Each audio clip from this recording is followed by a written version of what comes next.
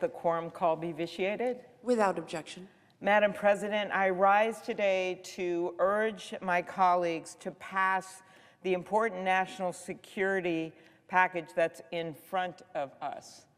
This will reaffirm our nation's commitment to our partners across the globe. Now, earlier this week, many of us felt very strongly that we should move forward on the combination of bills that Senator Langford and Senator Murphy, Senator Sinema had negotiated. I strongly supported that bipartisan compromise, worked with them on a portion of the bill regarding our Afghan allies that had served with our troops, and I was really impressed by the thorough nature of their negotiations. We know how important that bill was for our own national security. It would have given the president emergency authority to shut down the border when our border agents are overwhelmed. It would have made changes to our asylum system. It would have addressed processing issues and backlogs. It would have actually expanded legal immigration for things like work permits and visas.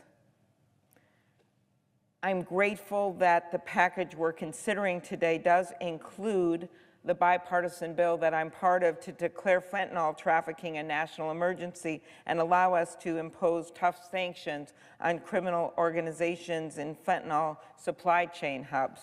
But I will note that this bill, because the other piece of this regarding fentanyl was not actually included yet in this bill. That would be the resources that we need to crack down on fentanyl trafficking at our border and ports of entry. So not only was the bill that our colleagues sadly voted down good on giving the emergency authority to the president on the border to protect our own nation's security, something they had been asking for, but it also did a very important thing when it came to fentanyl. Why is this such a problem?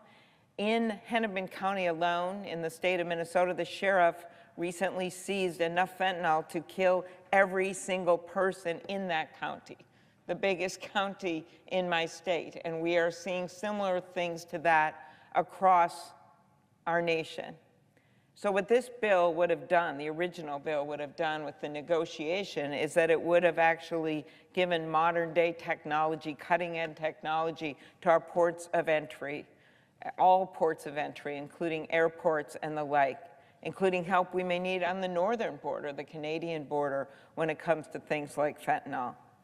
So that is why I hope that someday our colleagues will reconsider and join us in advocating for strong border security, as well as for the work that needs to be done for the fentanyl epidemic. So the original package, as we know, is not being considered. But we also know how important it is to go forward when it comes to our leadership around the world, whether that means standing with our allies after the terrorist attack in Israel, whether it means making sure that humanitarian aid gets to innocent people in Gaza and across the world, or whether it comes to Ukraine. And I did want to spend some time talking about Ukraine, as I've been there a number of times in the last few years.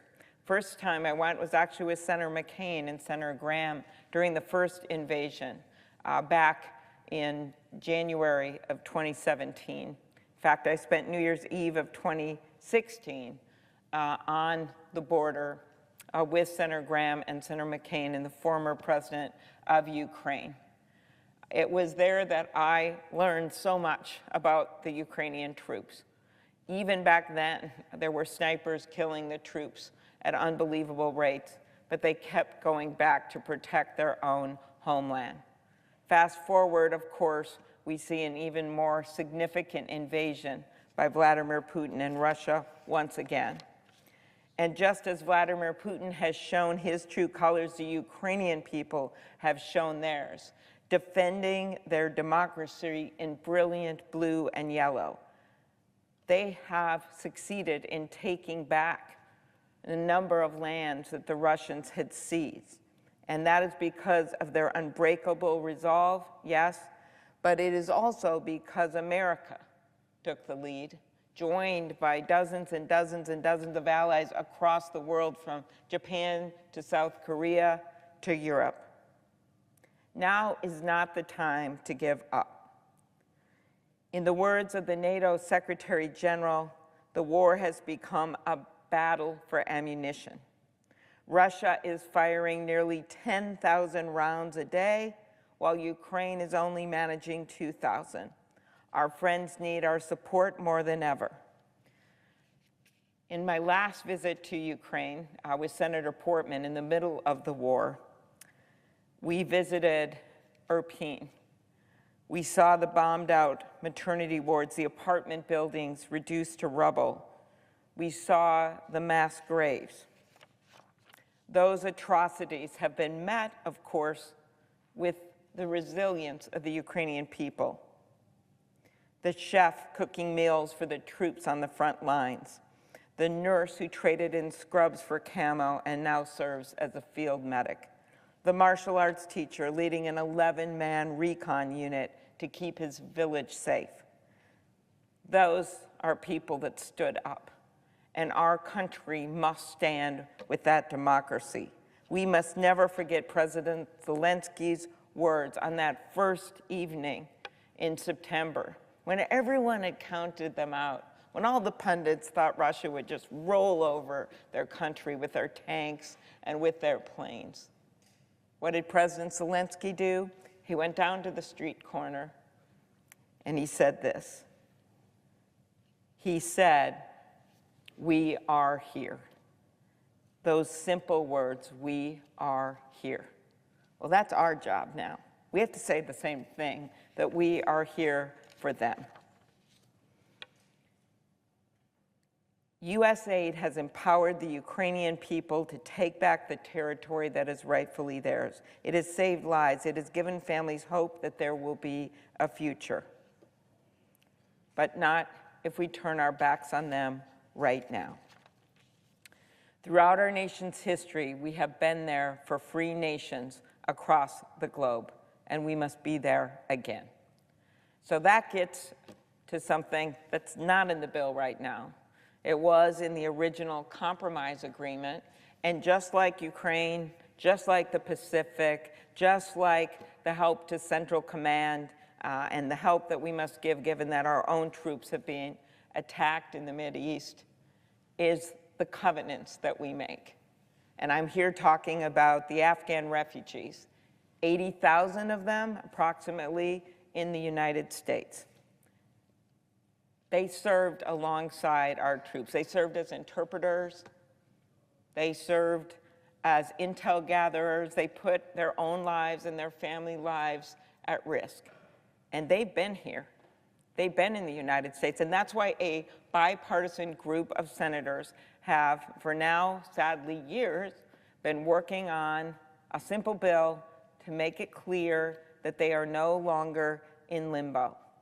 And many conservatives are supporting this bill.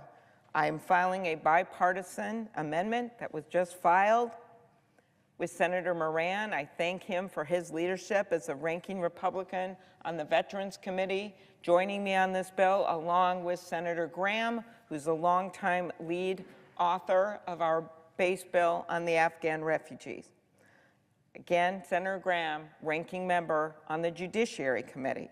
Senator Wicker, Republican of Mississippi, ranking lead Republican on the Armed Services Committee, is filing this amendment with me. Senator Cassidy, Senator Mullen, Senator Tillis, Senator Murkowski, Senator Crapo, Senator Rounds, Senator Capito, Senator Coons and Blumenthal, and many other Democrats as well. We have that magic number to get over what we call our 60-vote threshold. We will win this vote, but we will win more than a vote if we are allowed to advance this amendment by both sides as they negotiate which amendments go forward.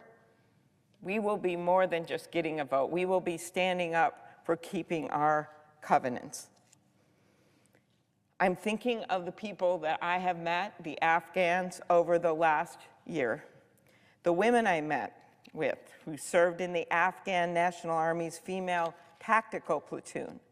Our troops relied heavily on this platoon during the war, as our soldiers pursued missions hunting down ISIS combatants on unforgiving terrain and freeing prisoners from the grips of the Taliban.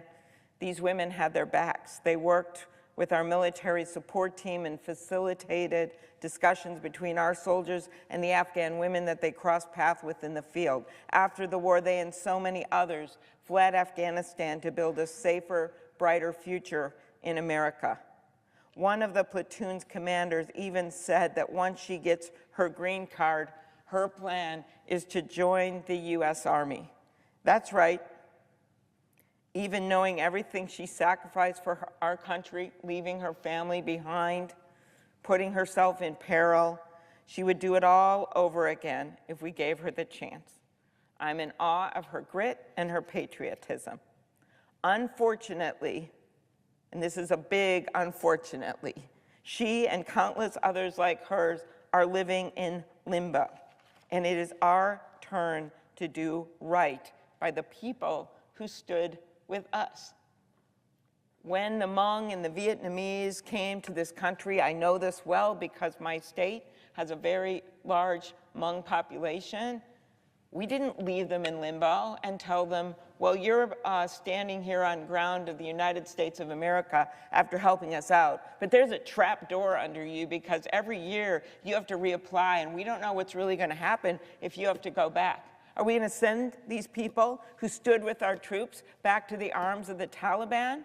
Or are we going to do what's right? This bill, which I have worked on with numerous Republican leaders, has a heavy-duty vetting process.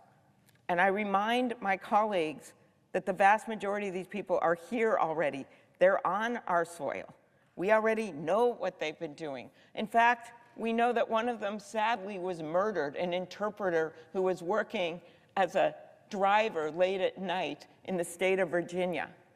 I don't know if that's what he would have been doing if he wasn't in limbo, but that happened on our soil.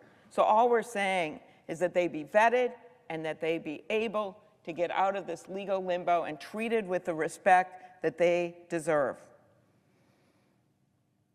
Time and time again, our nation's history has shown us that people that stand with us in combat don't diminish America, they strengthen America. Our efforts has earned the support of more than 60 organizations, including With Honor Action, including No One Left Behind, including Operation Recovery, the American Legion. I was just with them yesterday as Senator Moran and I and Coons and Blumenthal and others discussed this bill. The VFW, this is a major priority for the VFW, as well as some of the nation's most revered military leaders that have lended their name. At one point earlier last year, I went through hundreds of names of generals, retired generals, who led our troops in times of war, who support this bill. But today I mention Mike Mullen, Admiral Mike Mullen, William McCraven, Generals Richard Myers of the Air Force, Joseph Dunford from the Marine Corps, and Stanley McChrystal from the Army. Maybe we should listen to them when we think about how we treat those who save the lives of our troops, how we must keep our covenants, because in the next conflict, when we're standing up for democracies or standing up for American interests, what do you think people are going to say if they think they help our country and our troops make literal individual promises to them and then they come back and they don't know what's going to happen to them? Some of them are in hiding right now across the world because they know that they or their families will be killed if this continues.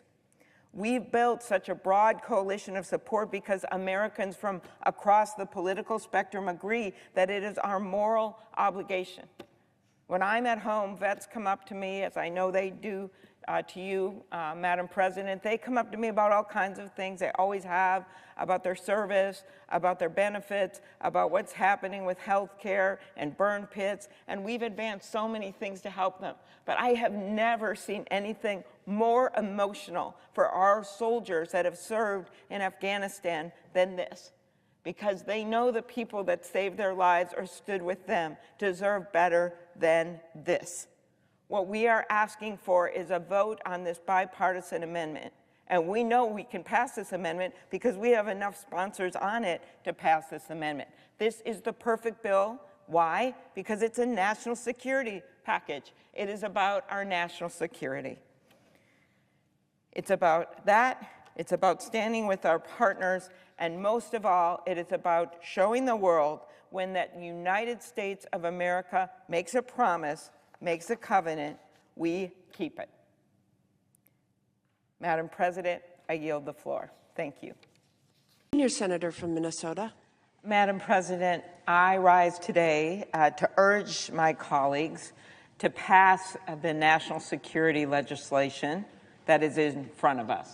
It reaffirms our commitment to our partners across the globe.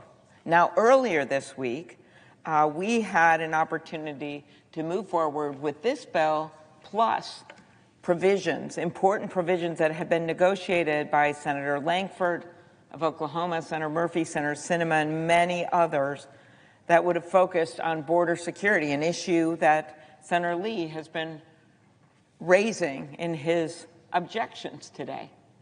I think it's important people understand the many opportunities we've had to move on border security, but this was a gleaming opportunity because it was negotiated by a conservative Republican from Oklahoma who had been designated by his caucus, someone many in this chamber have deep respect for. And unlike other pieces of legislation that I strongly supported, this actually wasn't comprehensive reform. We've had many opportunities in the past, including passing a bill through this Senate that would have created legal paths to citizenship while strengthening our border. And I hope we continue to have those opportunities.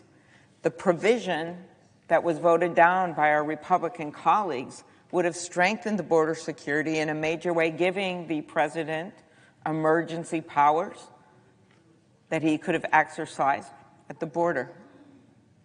It also would have done something about fentanyl. A sheriff in my state, in our biggest county, in the last year seized enough fentanyl to kill every single person in that county. This legislation would have actually provided the resources for technology, cutting-edge technology to detect the fentanyl coming over to our country from ports of entry, whether they be right on the border, whether they be on the Canadian border, something of concern to the presiding officer and myself, or whether they be in airports and the like. But sadly, our colleagues voted that down. So originally, this combined piece of legislation was about standing with our allies around the world, but it was also about our own security. Border security, economic security. It actually contained a number of visas and work permits for those that come to this country legally and would like to work. And sadly, that was turned down. I know that in the rural areas of my state where we don't have enough workers in our nursing homes and in our hospitals, where we don't have enough doctors in those hospitals, where we don't have enough people to work in manufacturing and in our agricultural community, that actually would have been a big game changer for us, as I know it would have been in a lot of the northern states. But that was turned down by our colleagues. So we have the package in front of us, and the package in front of us is about national security as we work to try to get them to join us in strengthened border security. At least we must stand by our allies around the world. And there's one ally that I especially want to focus on, and that is what is happening in Ukraine. I have been to Ukraine twice in the last few years, also to the border right after the invasion in Poland, standing there with Senator Wicker and Senator Blumenthal, meeting with our troops and the NATO troops that were stationed in Poland, but seeing people fleeing from Ukraine when that invasion began, always indelibly marked in my mind will be the grandma who was 90 in a wheelchair being pushed over the border from the only country she had ever known into Poland, and the little kids with nothing but backpacks with their stuffed animals. They had to leave so fast because there had been a bombing of a training facility, and we happened to be there that day, only weeks after the war started. And since then, Vladimir Putin's unprovoked, unlawful, unjustifiable invasion, the largest land war in Europe since World War II, rages on. This is not only a battle for Ukrainian sovereignty, it is a battle for democracy itself.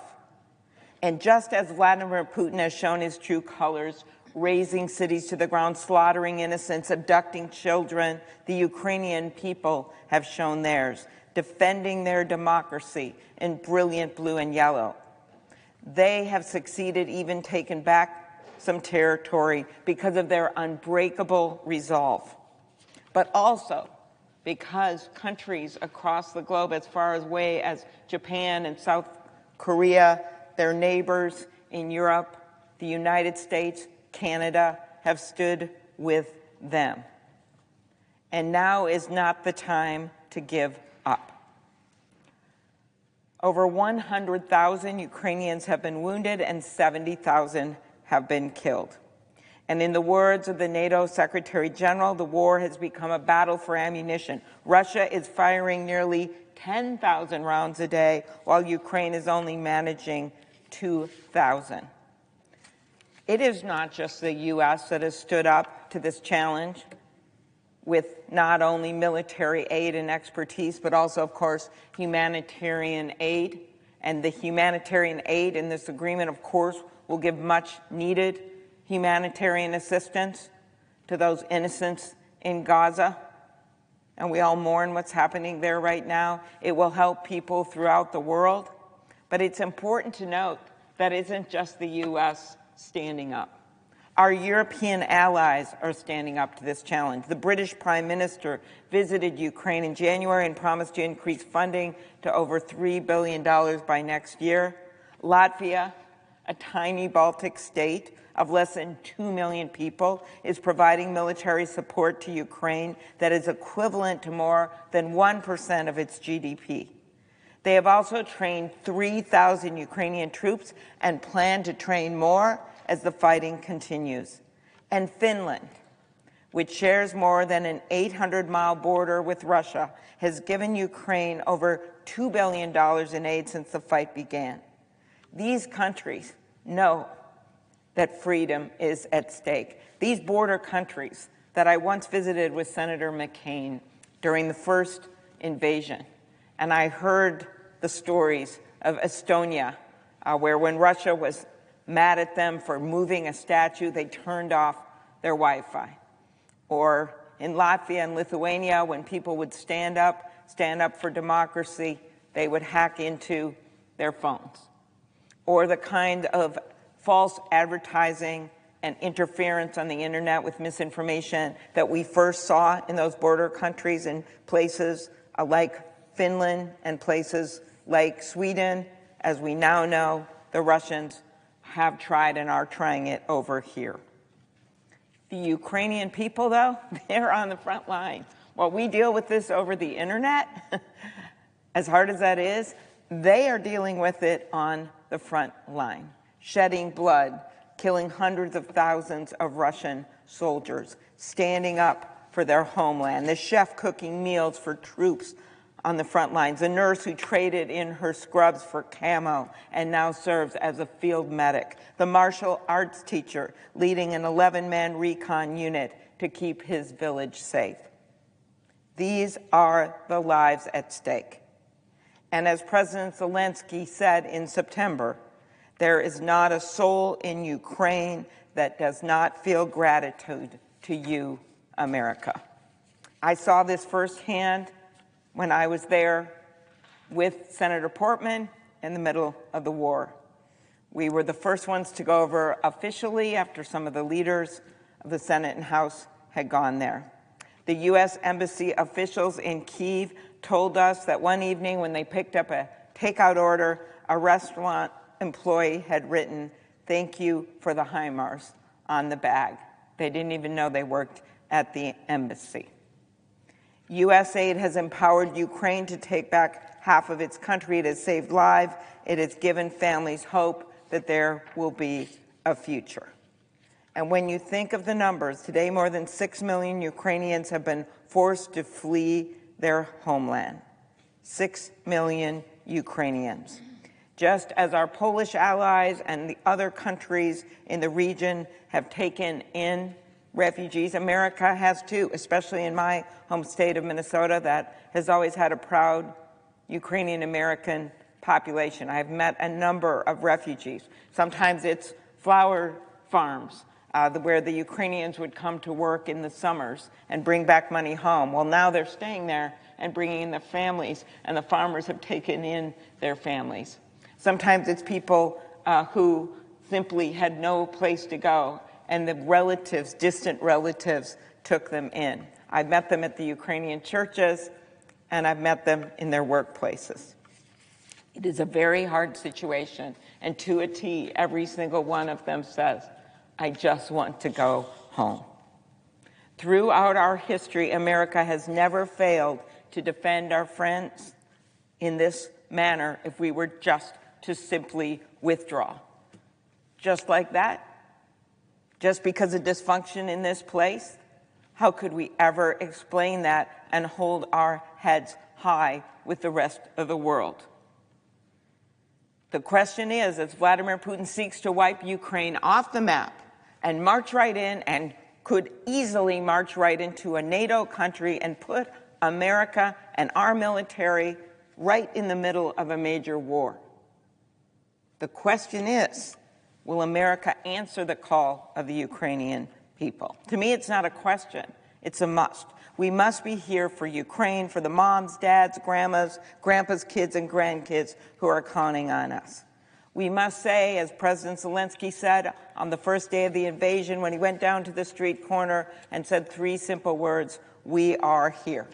It is now our moment to say we are here. One other topic, Madam President, that I wanted to discuss today is the work that we are doing on the Afghan Adjustment Act amendment. We don't know if there are going to be amendments, but if there are, I hope with the strong bipartisan support that we have for this measure, that we will be able to have a vote, which we know will pass, on this important measure. This is an obligation, a security obligation. Just as I talked about the border and our obligation to do something on the border and to make sure we have a strong legal immigration system, just as I talked about Ukraine and the importance of standing with that ally, just as I talked about the importance of humanitarian aid to Gaza and places around the world, we also have an obligation to stand with those who stood with us. That's about keeping promises. That's about keeping our covenants. So yesterday, I filed a bipartisan amendment based on the Afghan bill that Senator Graham and I have long put forward. This is an amendment that Senator Jerry Moran, the highest-ranking Republican on the Veterans Committee in the U.S. Senate, and I have put forward. Senator Graham is also a co-sponsor of this amendment. Our co-sponsors include Senator Wicker, who is the highest-ranking Republican on the Armed Services Committee, Senator Cassidy, Senator Mullen, Senator Tillis, Senator Murkowski, Senator Crapo, and I note that Senator Graham is the ranking member on the Judiciary Committee of the Republicans, Senator Round, Senator Capito, of course, many Democrats, including Senator Coons, Senator Shaheen, Senator King, Senator Blumenthal. This is about doing right by those who stood shoulder to shoulder with our troops. This amendment is supported by so many of the groups that stand with our veterans. And I note when and I'm sure you, Madam President, Senator Kaine, who is with us today in the chamber, when we go and talk to our veterans, meet them wherever they are, they talk to us about things like burn pits, exposure to burn pits. Oftentimes, it's not the vets who are actually exposed to the burn pits, but they know someone that was, or someone's husband that was, or someone's wife that was, and they're looking out for them. And oftentimes when they talk to me about benefits, it will be about someone they know that has PTSD or someone who has mental health issues. It's very rarely about their own problem. That's the same thing going on here. This is legislation, and I have never seen so many vets come up to me about something where they get so emotional, because it is about the people that stood with them on the front line, the translators, the people who gathered intel, the people that were willing to take a bullet. And that's why this bill, this amendment we've put forth, has the strong and never-ending support of groups like With Honor Action, No One Left Behind, Operation Recovery, the American Legion, the VFW, I would add the U.S. Chamber of Commerce, as well as many of our nation's most revered military leaders, including Admirals Mike Mullen, William McRaven, Generals Richard Myers of the Air Force, Joseph Dunford from the Marine Corps, Stanley McChrystal from the Army, and the list goes on and on.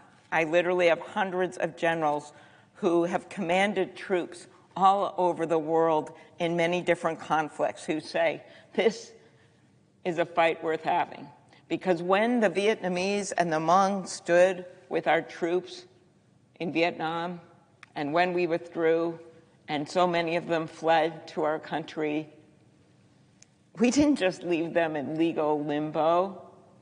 We didn't just leave them, as happened to, as Senator Kaine is aware, one of the Afghan interpreters who was working as a double shifts as a driver with Lyft and Uber and ends up getting murdered. We didn't leave them back then in legal limbo. We made sure that they had a path to permanent residence. We made sure that they were able to live in this country with dignity. And what did we get out of it? Besides the obvious national security implications that others will want to stand with us because they know we keep our promises, what did we get out of it? A thriving Hmong and Vietnamese community in this country, just as we have with others that have stood with us. They are now nurses and doctors and firefighters. They're teachers. My daughter went to elementary school. Half her class was Hmong. That's what we did for those communities. And now they are a part of America, because in America we know that immigrants don't diminish America. They are America. So this covenant, for so many reasons, with our Afghans, must be kept. So what am I talking about here? Well, I'm talking about nearly 80,000 Afghans who sought refuge in our country after the withdrawal. They're here in our country. So let's think about this. They're actually in our country. And so what our bill does, which was negotiated with many conservative senators, actually has strong provisions for vetting, to go back and to see what the people who are here have done while they were here. Many, you can imagine, they've got work permits, they're finding ways to work, they're trying to raise their families, they have more people that'll vouch for them. Over half the people have a letter from the head of mission in Afghanistan. They have letters from our own military about what they did and how they saved their lives.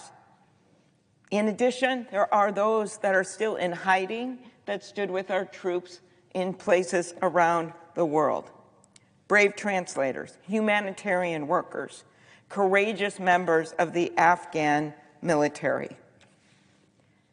That's what's in the bill. What we're talking about here, well, female tactical teams of Afghanistan that I got to meet with in the last few months.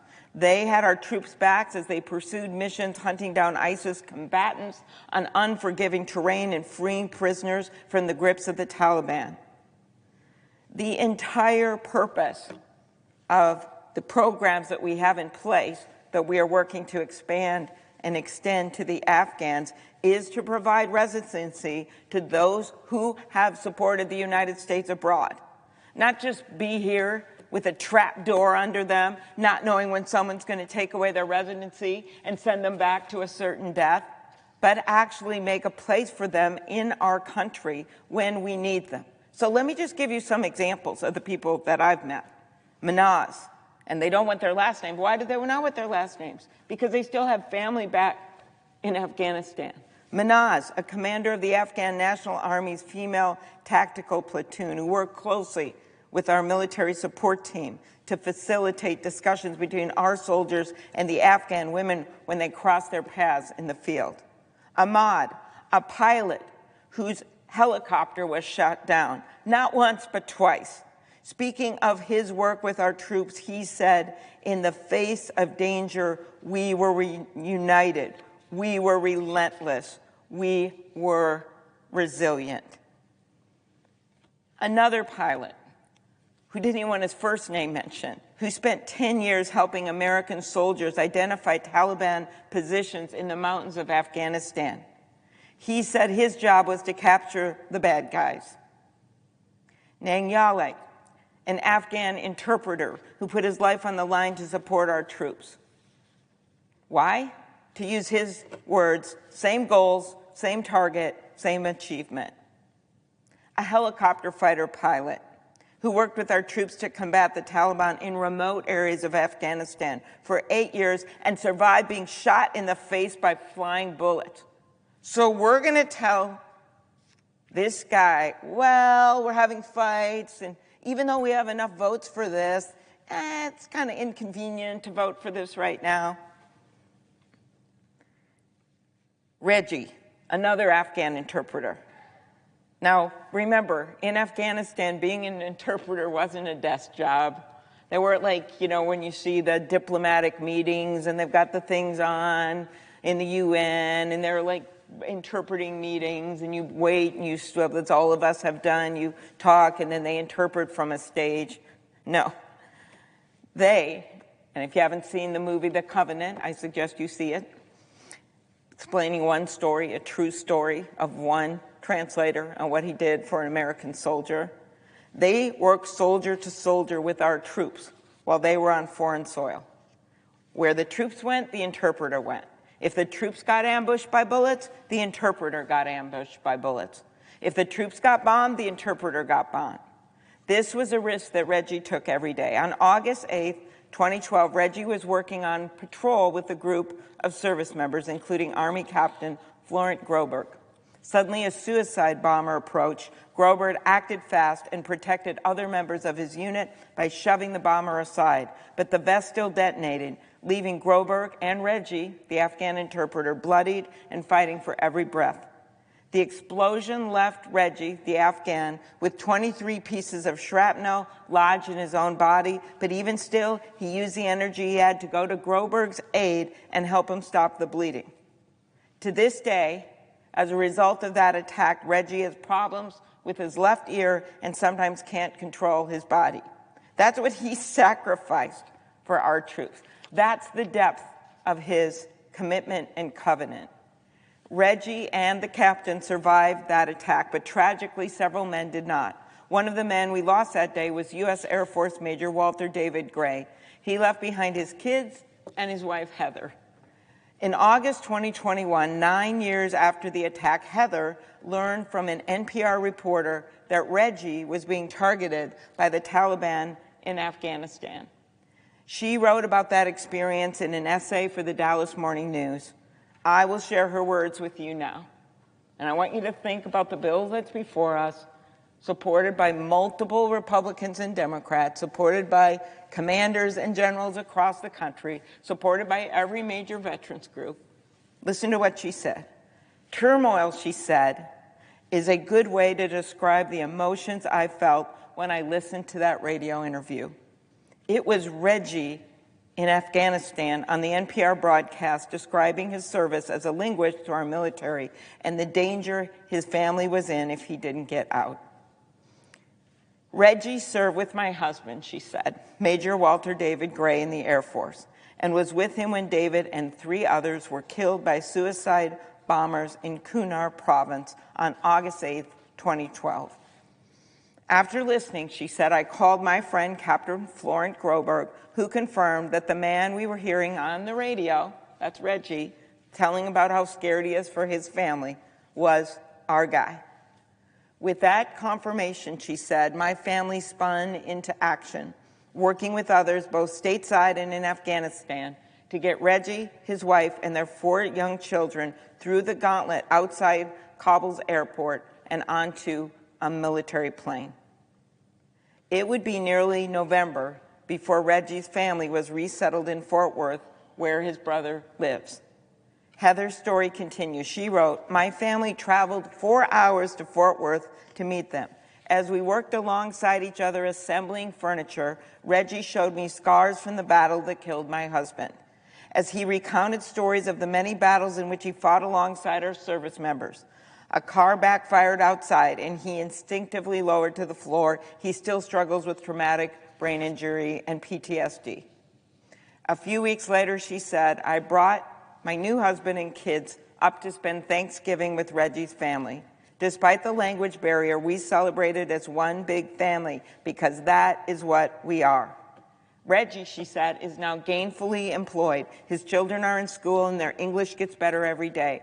He is among the Afghan allies who need Congress to pass the Afghan Adjustment Act. Heather shared one more detail that stuck with me. She said, every time we see Reggie, he reminds my children that their father died a hero. I'm certain, she said, that my husband would say he was just doing his job and that Reggie was the real hero for risking his life to serve alongside our military.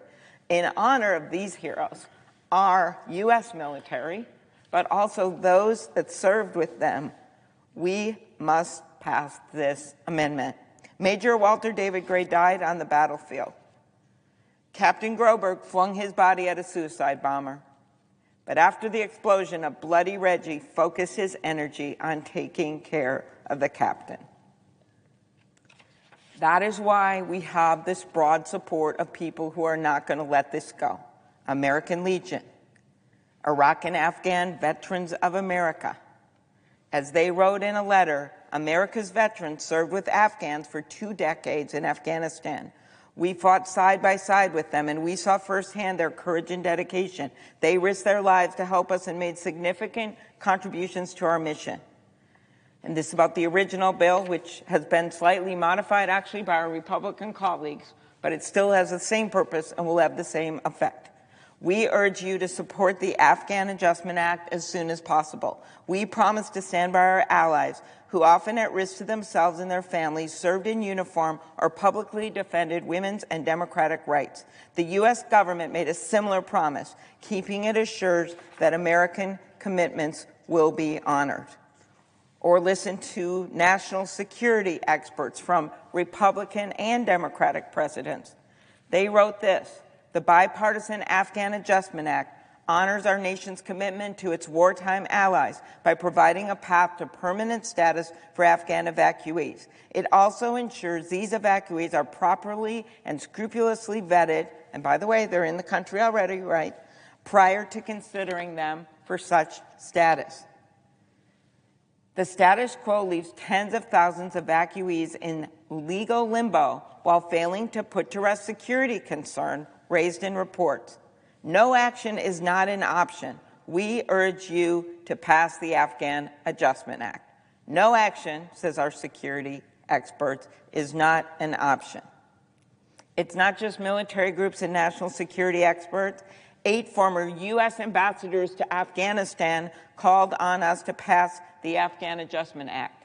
Those ambassadors served under President George W. Bush, Barack Obama, Donald Trump, and Joe Biden, and each have an intimate understanding of the diplomatic stakes of getting this right. They said this: "We are a group of retired ambassadors, all of whom served as chief of mission at the U.S. Embassy in Afghanistan, who have dedicated our professional lives to furthering America's interests in the world. We are writing today because we are convinced that the Afghan Adjustment Act furthers those interests. The need is urgent and the time is short."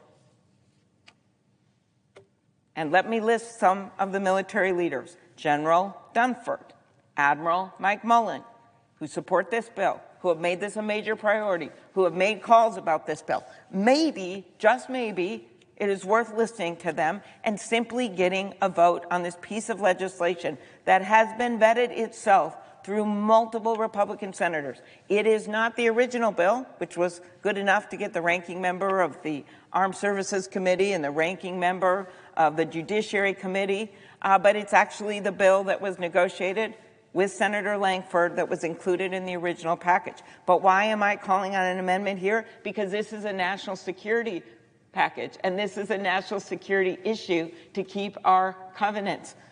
Dunford, Mullen, Myers, Stylianides, General Peter Corelli, General Stan McChrystal, General David McKieran, General William McRaven, General Austin Miller, General John Nicholson, General David Rodriguez, General Curtis Scaparrotti, General Raymond Thomas, General Joseph Votel, General Mark Welch, and the list goes on.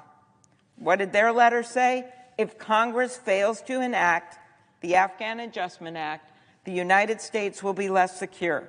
Potential allies will remember what happens now with our Afghan allies. If we claim to support the troops and want to enable their success in wartime, we must keep our commitments today. To conclude, Madam President, we have Republicans, Democrats, military and veterans groups, national security leaders, retired leading U.S. ambassadors to Afghanistan, and flag officers all on the same page. We have worked on this bill, made changes for multiple senators over the years. There's actually not that much controversy about the language of the bill, and we have the votes to get it passed. I don't believe there's any more excuses. The way I see it, this is about our national security. That's what this package is. A moral example for the world, and showing people everywhere in every corner of the earth that when America makes a promise, when America makes a covenant, it will be kept. Madam President, I yield the floor. Madam President. I rise today to address the urgent need to support the people of Baltimore in the wake of the tragic Francis Scott Key Bridge collapse. This is near and dear to my heart because of the 35W bridge collapse, and I am well aware of the response of Congress at that moment many years ago, and I think it is relevant to some of the discussions that have come out of the Baltimore bridge collapse, and I thought I would share them with my colleagues today. First, my heart is with the entire city of Baltimore, especially the families and loved ones of the 6 workers who died and the workers still trapped on the boat that struck the bridge. I know our colleagues, Senator Cardin and Senator Van Hollen, are working around the clock to support the victims' families. President Biden was just at the bridge and has pledged his support to get this rebuilt and to open the port and to do everything necessary, and we must stand with them. I thank the heroic first responders, the Coast Guard, the National Transportation Safety Board, and the Maryland officials, including, of course, Governor Moore, who acted swiftly and made sure that lives were saved. Yes, you think about the story of the immediate response to the May Day and the first responders in the middle of the night who made sure other cars didn't get on that bridge. And you also think of the governor there the next day, making sure people knew what had happened and what their plans were. I'm thankful for the efforts of brave workers leading the cleanup process, which we know poses serious risk to their safety. The Key Bridge wasn't just a way to get from Hawkins Point to Sparrows Point. It was a unifying force for the people of Baltimore from all walks of life. As one longtime resident, a doctor and son of immigrants, put it, every single Baltimorean felt that bridge fall down. That's our London Bridge. That's our Golden Gate Bridge. It was like a friend constantly saying hello to me in the morning. The bridge was a lifeline to schools and work. It was a bridge to the American dream. In addition to the devastating human tragedy of the collapse, the lack of a bridge that carried over 31,000 vehicles across the river every day will have economic repercussions, and we know it now. Major artery for the city, critical point of access for the Port of Baltimore, which handles more cars and trucks than any other port in our country, supporting more than 15,000 jobs and indirectly supporting 140,000 more. Every day that port is closed could cost our economy up to $15 million. That's why we have no time to waste. Baltimore's recovery and our entire economy depend on Congress stepping up and working together. So here's our story in Minnesota and why it's relevant. On August 1st, 2007, in the middle of the most beautiful day, both here in Washington and in Minnesota, the 8-lane I-35W bridge collapsed into the Mississippi River. It took the lives of 13 people and injured many more. And just like in Baltimore, it would have been so much worse if those first responders hadn't fled away from danger, but fled to it. They literally didn't know in Minnesota what had happened. In Baltimore, you could see a ship had hit it, but in Minnesota, we didn't know what had happened. But they ran into those waters of the Mississippi River and got survivors out and helped people. Our bridge actually carried more traffic than Baltimore, over 140,000 vehicles a day. 8 blocks from my house.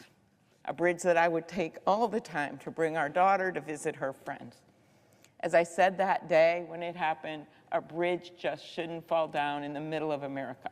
But when it does, we rebuild it. Here are the heroes, very similar to what you see in Baltimore. Shannon Hansen, the off-duty Minneapolis firefighter diving in and out of the water, searching for survivors up and down the river. Paul Eichstead, the tasty truck driver, who veered off the bridge to save a school bus full of kids and then burned to death in his truck, which caught fire because of how he avoided that school bus. Jeremy Hernandez, the worker on that school bus. It was a bus of kids that were at a summer program.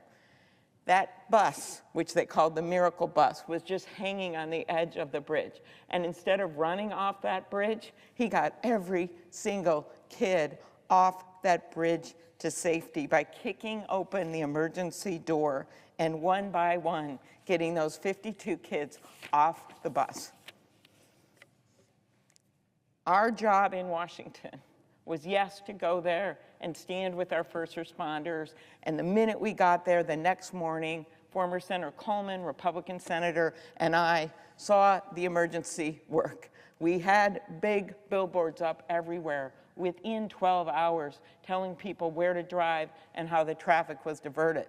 But our job was to rebuild the bridge, to get the funding immediately to get it done.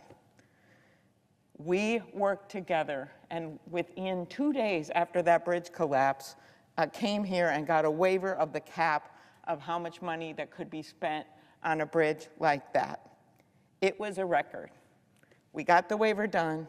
Everyone joined with us in the Senate. As I look at what was my chair over there as a freshman senator, I remember the procedural hiccups involved in all of this, and I remember deciding my best bet was to sit in my chair and saying I wouldn't leave until it got done.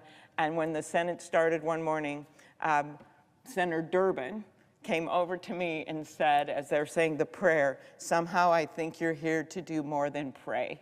And I said, yes, I'm not gonna get up from this chair until we get this done. And he helped me to get that bridge done and included in a major bill that we had pending at the time, which was fortunate.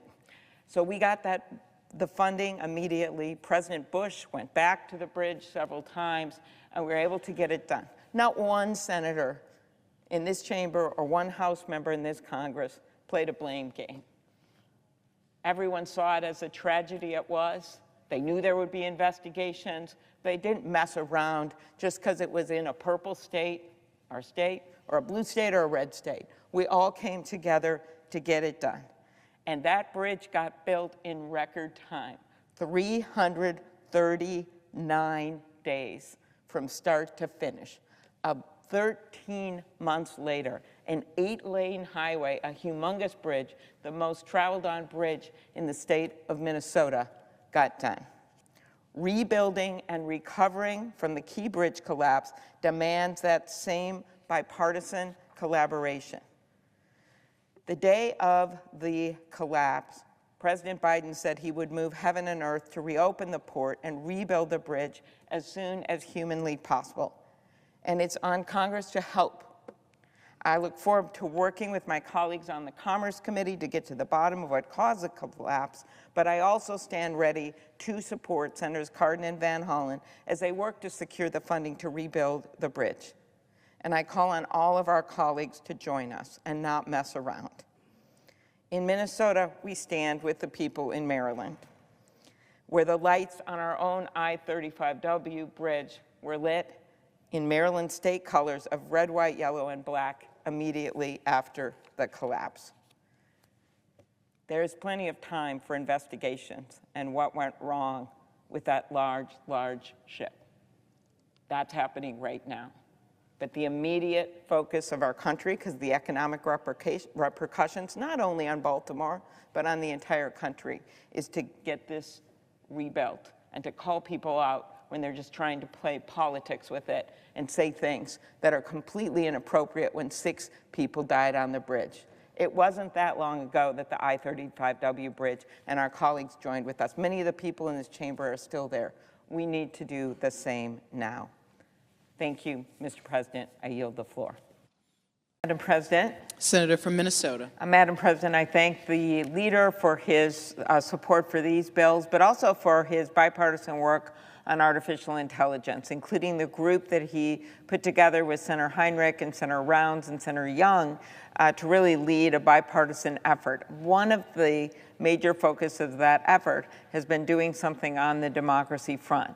And while some of these bills actually passed through the Commerce Committee today on a bipartisan basis to start the initial work of some sensible guardrails on AI, the democracy work actually can't wait because, as the leader pointed out, we are less than 100 days from this election, and we're seeing states act across the country, red states, blue states, purple states, putting some simple rules in place for this new sophisticated technology. I always believe that our laws have to be as sophisticated as those that are trying to mess with them. And we cannot simply stand by on the federal basis for the federal elections. We're not talking about messing around with their state rules. They're doing their own rules. We're talking about federal elections when it comes to involvement with AI. AI, as we know, is set to become one of the most significant technological advances of our time. Like with any emerging technology, it brings tremendous opportunities, but it also brings tremendous risks and uncertainties.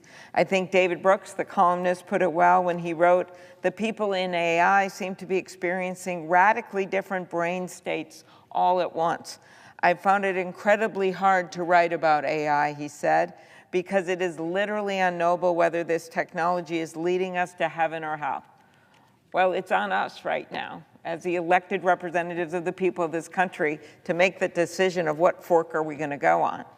If we put no guardrails in place when it comes to scams, when it comes to messing around with people's intellectual property rights, when it comes to national security, when it comes to democracy, which is our topic today, then we are not going to unleash the potential and the great opportunities of AI because we will not have put the guardrails in place to make it safe. This means protecting ourselves from the significant risks AI poses without stifling innovation and working to preserve trust in business, government, and our elections as we all adapt to this rapidly advancing technology. With this year's election so soon in front of us, we must put in place these common sense rules. We have heard repeatedly about the potential of AI to upend our elections.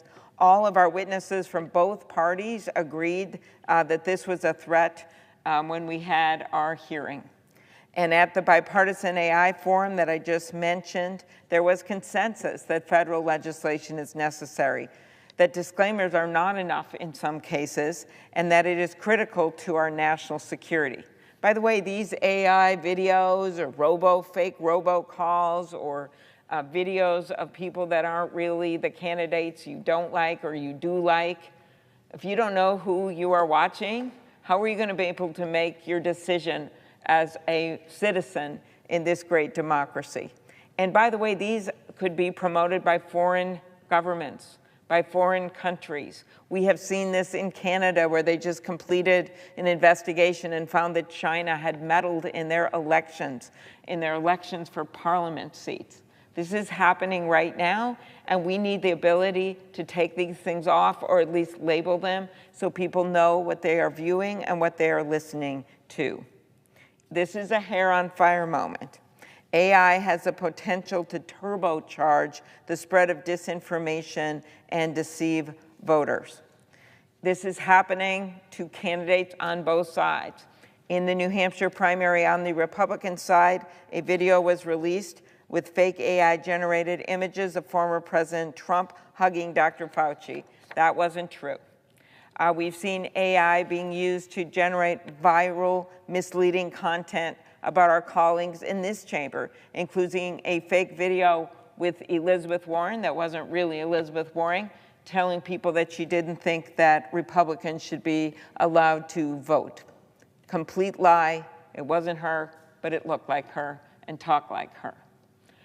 We have seen this all over the country, and that is why states have been acting. 18 states across the country have already passed laws in this area, including my home state of Minnesota, which banned deepfakes of candidates 90 days before an election. Texas has a ban on deepfake videos of candidates, and that passed unanimously. The Minnesota bill was, I think, one person voted against it. Democrats and Republicans joined together to say we're not going to have these deepfakes because they could happen on either side, and our citizens aren't going to know who they're looking at, and if it's the real Donald Trump, or if it's the real Kamala Harris, or if it is the real Amy Klobuchar, or the real Senator Fisher. Other states who've done something on this: Alabama, these have been mostly disclaimers, Alabama, Arizona, California, Colorado, Florida, Hawaii, Idaho, Indiana, Michigan, Mississippi, New Mexico, New York, Oregon, Utah, Washington, and Wisconsin. If you listen to those states, you're not like, oh, those are all blue states. Oh, those are all red states. Those are governors and legislatures that decided we cannot just take this as it's not going to be a problem and it's all fun and games. They've decided we've got to make sure our citizens know, for state political advertising, what is going on here. Some tech companies are also taking action because they know that this technology has the potential to sow chaos in elections. But we cannot rely on a patchwork of state laws for just about half the states, that's probably what it'll end up being, and voluntary commitments, as important as those are. That's why, as chair of the Rules Committee, we held a markup in May where we passed 3 bipartisan bills to take this head on. I'm calling on the Senate today to pass, first of all, the bipartisan bill with Senator Hawley, is the lead Republican with me on this bill, with Senator Coons, Senator Susan Collins, Senator Bennett, and many others, to ban AI-generated deepfakes of federal candidates within the framework of the Constitution. So what does that mean? Well, that means an exceptions for parody and satire, as well as reporting by news organizations. So we drafted this bill with Democratic and Republican lawyers in a way that it could be upheld in court under the Constitution. Our bill is supported by a bipartisan group of more than 40 national security experts and current former government officials, including former secretaries of defense, Chuck Hagel, a Republican, and Leon Panetta, a Democrat, and secretaries of state from both parties. It was also endorsed by the former Republican chairman of the Federal Election Commission, Trevor Potter, as well as tech companies like OpenAI, Microsoft, IBM, and Salesforce. These companies actually want to be able to say, this is a deep fake, It's not the actual candidate, and there's a law that says we have to take it down. That's what this is about, as well as allowing the defamed candidate, the person that is not really the person in the video or the ad or the robocall, to sue whoever has done this to them. That is the way in other areas in our law we're able to stop bad contact. In the House, a bipartisan companion bill is led by Representative Derek Kilmer of Washington and Tony Gonzalez of Texas. With Election Day approaching, we have the opportunity to come together on a bipartisan basis to counter the threats that AI poses to our elections and protect public trust and faith in our democracy. Now, there's a second bill that I will call for in a moment, but that deals with things that are maybe parody or things that don't rise to the level of the deepfakes or are in a different category that could complement this bill as well. But this is for the worst of the worst. And that is why we've had strong support from a conservative like Senator Hawley, who certainly is aware of what the Constitution says and what our rights are, a moderate Republican like Senator Susan Collins, and many others to support this bill.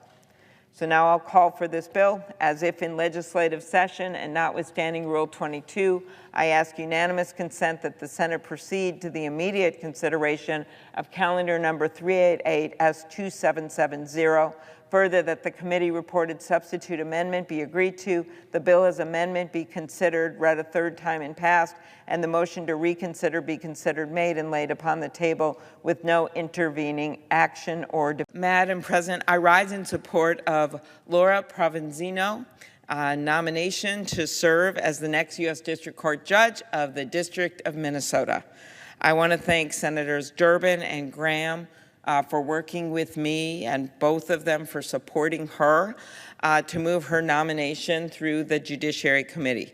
I want to thank Leader Schumer for making the time, and Leader McConnell for the Senate to consider her nomination, and also to thank my friend and colleague Senator Smith for her work in support of this nomination. We jointly had a committee made up of esteemed members of the bar that made recommendations to the White House. Ms. Provenzino is a distinguished public servant who has served the people of Minnesota as a federal prosecutor. As an assistant U.S. attorney, she has led efforts to prosecute violent crime, human trafficking, child trafficking, and crimes against Native American women. Through her devotion to justice and the rule of law, she has earned the respect and support from attorneys and law enforcement across our state. That is why she received a bipartisan vote in the Judiciary Committee, and why I hope my colleagues on both sides of the aisle will support her. Public service runs deep in her family, and her family roots stretch across all corners of our state, from the Iron Range up north to the small rural town of Melrose, where her great-grandparents ran the local paper, to the Twin Cities metro area. Like her father, she was born and raised in St. Cloud, Minnesota. After graduating from St. Cloud Technical High School, she earned her BA at Lewis and Clark College and was a Rhodes Scholar. She then went on to receive her JD at Yale. She then returned home to Minnesota to clerk for Judge Diana Murphy on the 8th Circuit and joined the U.S. Attorney's Office in 2010. As an assistant U.S. attorney, she has prosecuted over 500 cases and has served as the deputy chief of violent and major crimes. Her work has earned the respect and support of law enforcement. The largest police organization in Minnesota wrote in strong support of her confirmation and praised her, quote, exceptional legal skills, unwavering integrity, and commitment to upholding the rule of law. She has also received support from former law enforcement officials who work closely with her. These officers, as case agents, wrote that she is highly respected in the law enforcement community. And 19 former colleagues at the U.S. Attorney's Office, including President Trump's U.S. Attorney, Erica McDonald, have likewise praised her for her sharp legal mind, integrity, professionalism, dedication to service, and devotion to enforcing the law. Given her extensive experience, it's no surprise that she has received commendations and awards from groups such as the Duluth Police Department to Women in Federal Law Enforcement, who honored her with the 2023 Top Prosecutor Award. The U.S. Department of Justice honored her with the David Margolis Award for Exceptional Service. This is the Justice Department's highest recognition for service, and she earned it for her work dismantling a massive international sex trafficking criminal organization that forced hundreds of women to engage in commercial sex across the United States. Her efforts in this case are considered a model for prosecutors across the country and are used to train federal and state law enforcement on how to pursue international sex trafficking and money laundering investigations. Given her leadership on this issue, human trafficking prevention groups have strongly supported her confirmation. Her work goes beyond women and children and her nationally recognized human trafficking work. She has also led the work of our state's U.S. Attorney's Office on the Project Safe Childhood program, which is the Justice Department's effort to combat child sexual exploitation and abuse. And today she serves as one of only 5 missing and murdered Indigenous persons assistant U.S. attorneys nationwide as part of the Justice Department's efforts to prevent the kidnapping, murder, and trafficking of Indigenous people. Her area of responsibility covers 22 states.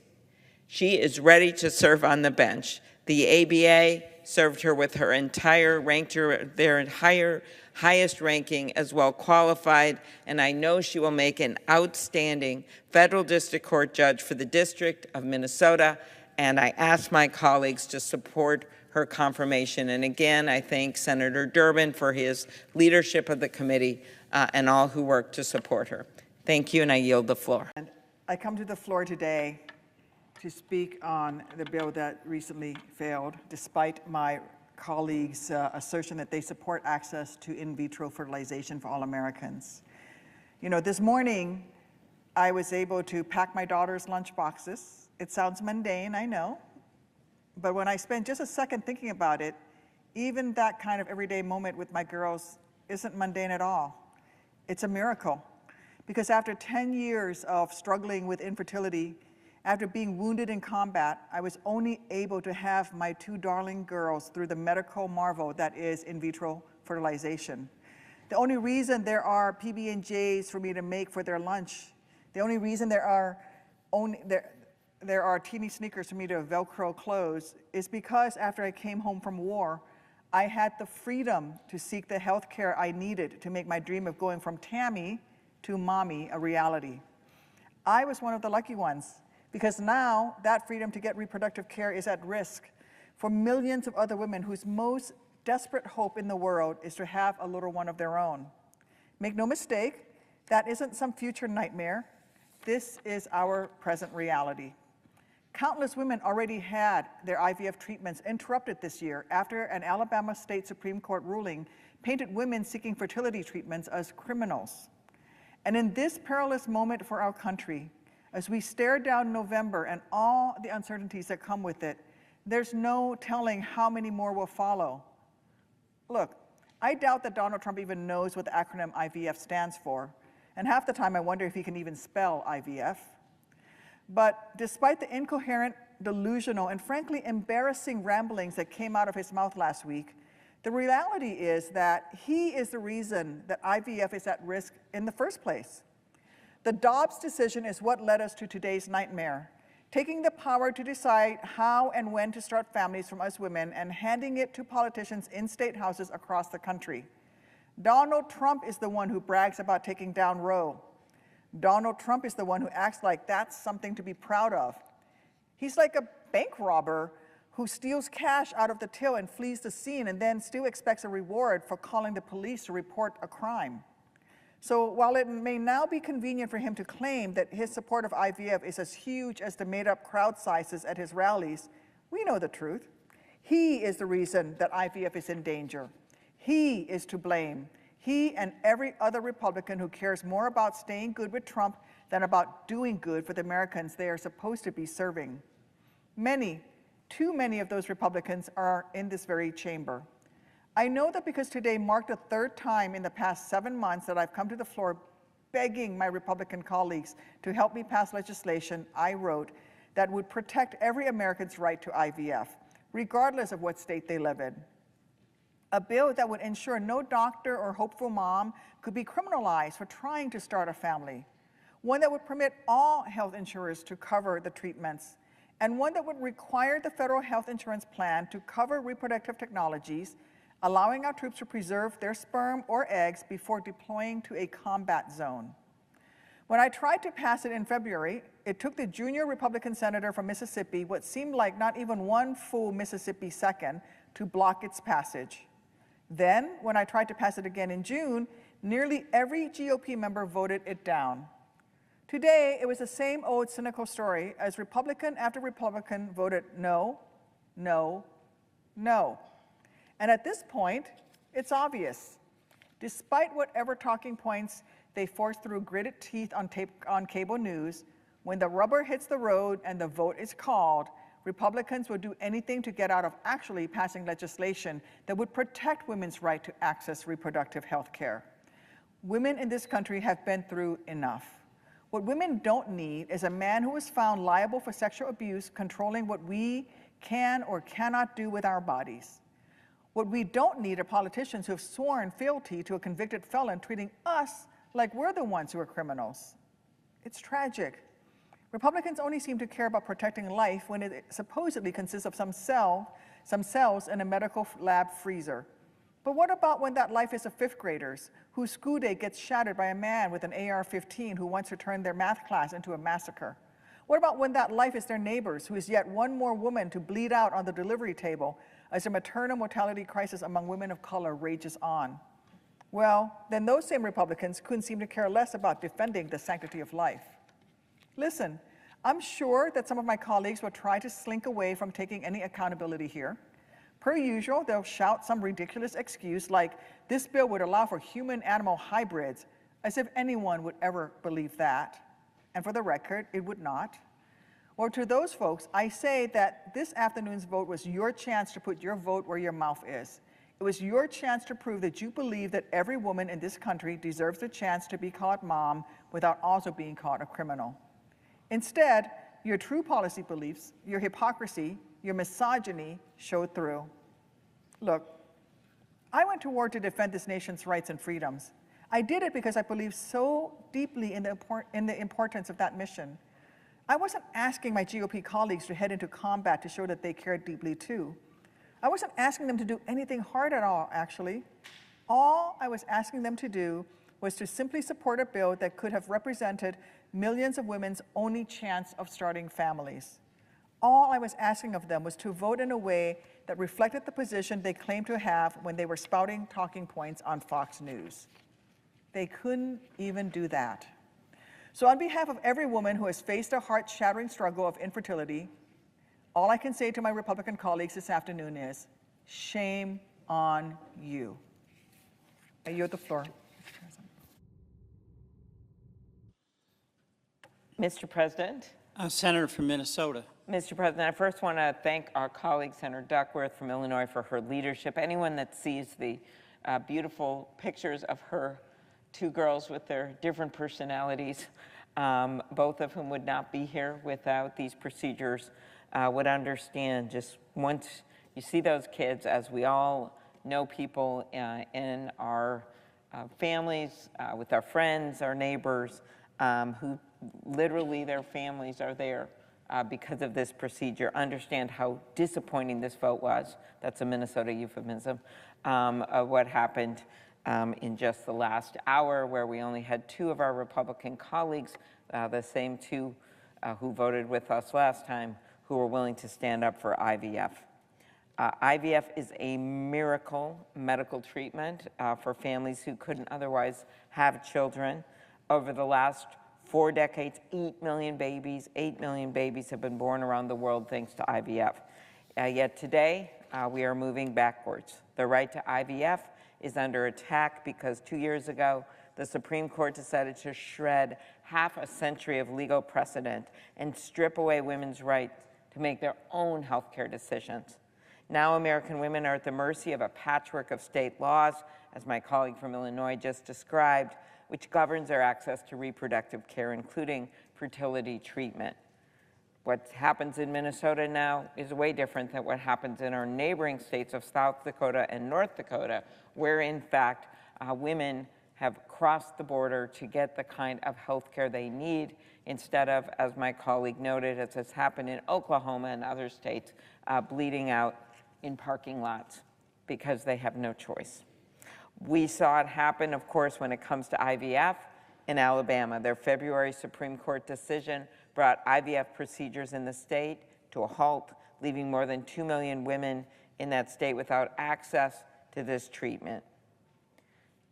Whatever happens legally, court cases and the like that change things, go back and forth, it really is all the same thing. All of this angst, all of this actual disastrous effect on women's rights could have been prevented.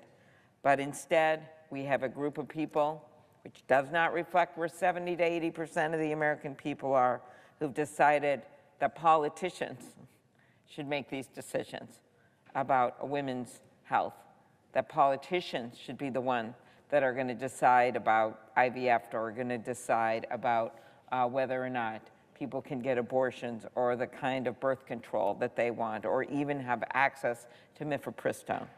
I used to think that the people who were opposing us on this wanted to bring us back to the 1950s, but now it looks like it's 1850s. The people of this country deserve better. I'm thinking of Maida, a woman from Minnesota who became a mom thanks to IVF. In her own words, "I am the proud mother of twin girls, but without IVF and my ability to access treatment, they would not be here today. Our twins are almost 8 years old, and I cannot imagine my life without them. They are incredible humans who are already bringing so much love, joy, and hope into this world. Every parent deserves that hope. No court, no politician should interfere with that hope. But right now, that hope is under attack. And today, many of my colleagues chose to deny that hope to women across the country. In doing so, they are working against the will of 86% of Americans who believe IVF should be protected and legal. Attacks on reproductive freedom and freedom in general, that's not what today should be about. I refuse to settle for a reality in which my daughter has fewer rights than I do or her grandmother did. And I will never stop fighting for a future where women, and not politicians, are in charge of their own health care decisions. Thank you, Mr. President. I yield the floor.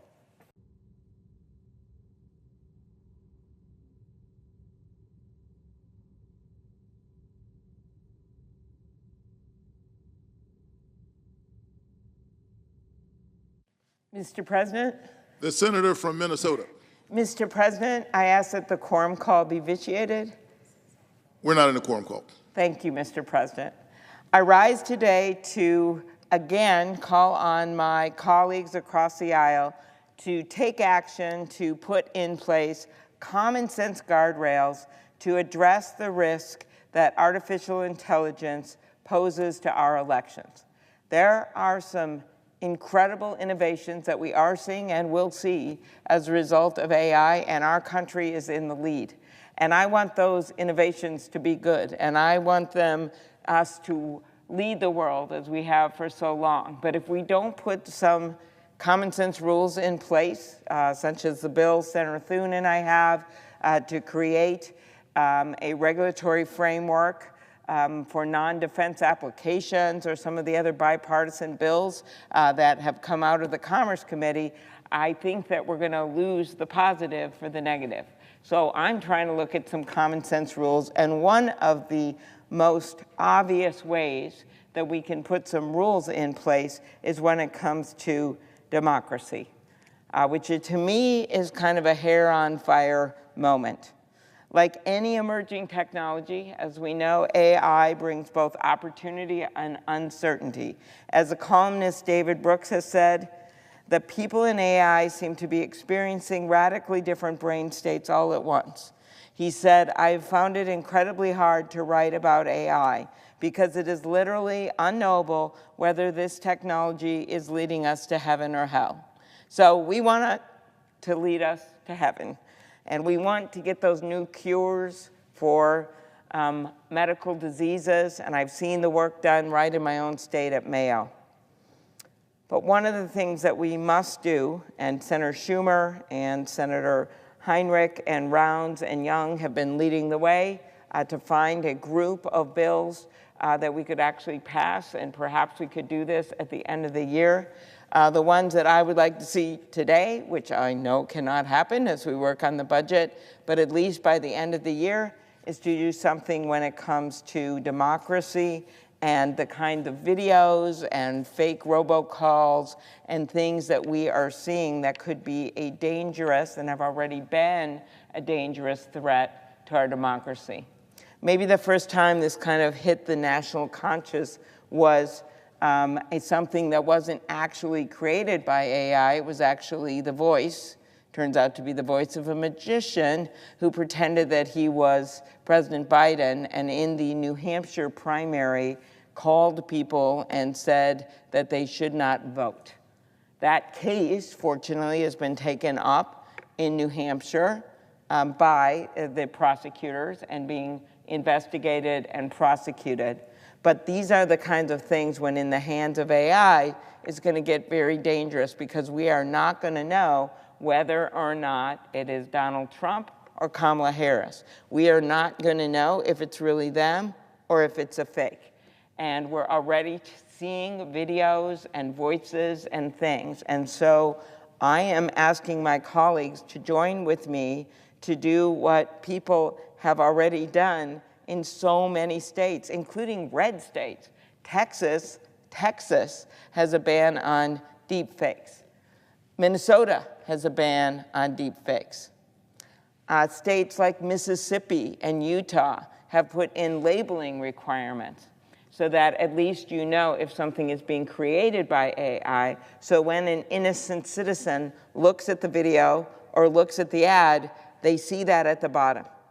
And this can be, not everything is the same. If you use AI to say change a hair color or do something to make someone look better, that doesn't come under at least the bills that we have for federal elections that we are proposing. But if you actually are trying to mislead voters about whether or not it is actually the person, that would come under the bill that Senator Hawley and Collins and I, yes, that's right, Senator Hawley and Collins and Coons and I and a number of others have introduced, that would simply say, once you do something like that, then you have to take it down. We have a number of platforms, including OpenAI and Microsoft and others, that are supporting this bill. This is not some kind of radical idea. We haven't had any serious pushback for this particular bill because we were so careful in drafting it, because we understood that you couldn't include, say, satire. When you have a satire, a joke thing that comes out, the Constitution says you can't really ban that, right? That's speech. But for those kinds of products, we think you should at least say on it, which is allowed, this is what all these states have done, produced by AI. That's the bill that Senator Murkowski and I have, the Republican across our aisle, my friend from Alaska. And so these are both bipartisan bills, and I'm urging my colleagues to look at it. Election day is now less than 45 days away. We have voters already casting their ballots. Absentee ballots have been mailed out. And truly, this is not a Democratic issue or a Republican issue. This is an American issue. People should be able to know that when they see a candidate, it is the candidate. We have a number of bills, as I said, that are before us. And I want people to know, and my colleague from Georgia, the presiding officer, is well aware of how people can try to mess with elections. In his words, that will probably be more straightforward than any words I say today when it comes to trying to stop people from voting or feeding them with information. Sometimes it just comes down to some people don't want some people to vote. That's what that radio ad was about, that call that was made in New Hampshire was all about, trying to get people not to vote or trying to think things are so bad that they don't want to vote for the person. But there's something even more insidious going on, and that is that we have heard from our intelligence agencies that foreign adversaries like Iran, China, and Russia are trying to interfere with our democracy. Just this month, the Office of the Director of National Intelligence issued a public report confirming this. In May, the Director of National Intelligence, Avril Haines, testified about an increase in foreign influence efforts and how AI can make it easier to amplify deceptive content. By the way, this has happened before in our elections. It's happened around the world. It's not necessarily, in some cases, directed at the right or the left. The foreign interest just decides, well, what do I want to mess around? Sometimes, as in the past, Russia just wants to mess around. They'll mess around from the right and from the left just to create chaos. FBI Director Christopher Wray echoed this concern when he said that the U.S. will face more adversaries moving at a faster pace enabled by new technology. And the Department of Justice took action 3 weeks ago to disrupt Russian government-backed efforts to interfere in our election, which includes the use of AI to spread disinformation online. We have seen this technology being used to generate viral, misleading content to spread disinformation and deceive voters about candidates from both parties. In July, as I note, there was just recently the deepfake of Vice President Harris's voice saying things she never would say about President Biden. According to reports, it was seen more than 130 million times in just 4 days. Now, maybe if you watch the whole thing, you know that it's not her. Not everyone does that, right? You look at snippets on the internet, you look at part of it, and again, many people, I had people say, wow, to me, I know that seems strange for people that are in the Beltway and they watch everything, but if you just watch something for a few seconds, you may not know whether or not it's actually the candidate or not. And that's why in this case, because it was arguably satire, you would at least have a label through the whole thing, and that would be a requirement if we pass the bill Senator Murkowski and I have. Earlier this month, Taylor Swift talked about how AI was being used to make it look like she endorsed a candidate that she didn't even endorse. As the election approaches, now is when disinformation can have its biggest impact and when we could possibly see the worst of the worst. So whether you're a Democrat or Republican, no one wants to see fake ads or robocalls when you cannot even tell if it's a candidate you love or the candidate you don't like. That's why, as I note, 19 states across the country, red, blue, and purple, have passed laws in this area. On the federal level, the bill I have with Senator Collins, Senator Hawley, it is sitting there. We got it through the Rules Committee, but unfortunately, our colleagues on the other side of the aisle have blocked this bill from being considered in the past when I asked unanimous consent for it. I note it is a bipartisan bill. It is supported by 40 national security experts and current and former government officials, including former Secretaries of Defense Chuck Hagel and Leon Panetta, Secretaries of State from both parties. It's supported by Federal Election Commissioner, former Federal Election Commissioner Chairman Trevor Potter, who was appointed by a Republican president. I mentioned OpenAI, Microsoft, IBM, Salesforce supporting the bill. It has a bipartisan companion bill led by Representatives Derek Kilmer of Washington and Tony Gonzalez, Republican of Texas. We must get this done. And at this point, we're going to have to now rely on the platforms, some of whom have policies in place, to take down these fake ads and these fake videos, and many of them have committed to do so, but that's not all the platforms. And we are much better off if we have a standard legislation across the country that doesn't preempt the state laws for their own work, but actually sets a standard for federal elections, President, Senate, and Congress. So I hope that this isn't as bad as I think it's going to be through October, but I think we're already seeing signs that it is. And that is not democracy. We cannot have a functioning democracy if our people can't tell if it's their candidate or not. It's going to make things much, much worse. We can't stand on the sidelines. Let's work together for the sake of our democracy to put in place common sense rules of the road on AI to uphold trust and faith in our election. And I stand ready to work with our colleagues in any way to get this done. Thank you, Mr. President, and I yield the floor.